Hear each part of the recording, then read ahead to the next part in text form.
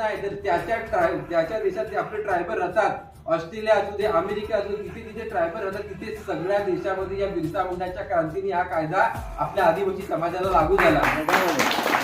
प्रत्येक ज्ञानी तज्ञ लोकांना माहिती होता तर संविधानामध्ये आदिवासी या शब्दाचा उल्लेख झाला असता. आदिवासी म्हणजे मूळ मालक आहे, आदिवासी म्हणजे या धरतीचा बाप आहे. ज्या धरती आज आपण ज्या बिरसा मुंडाला एक सगळ्यात मोठी पदवी दिलेली, धरती आबा भगवान बिरसा मुंडा, का त्या धरतीचा बाप होऊन तो गेला, कारण त्याच्यामुळे आपल्याला हा जमिनीचा कायदा लागू झाला.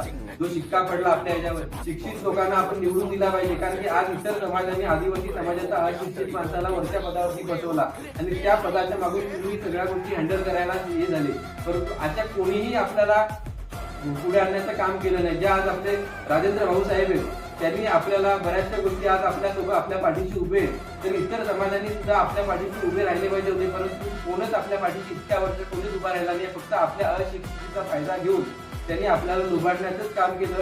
तर येणाऱ्या काळात खरोखर या समाजावर सगळ्यात मोठा अन्याय झाला. तो अन्याय दूर करण्यासाठी आपली ही राष्ट्रीय आदिवासी एकता मंच नक्कीच कार्य करेल आणि सगळ्यांनी याच्यामध्ये सहभागी होऊन आपल्या समाजाला जो अन्याय होईल त्या अन्यायाला वाचा फोडण्याचं काम आपण येणाऱ्या काळात सगळे मिळून करूया, अशी मी आशा बाळगतो.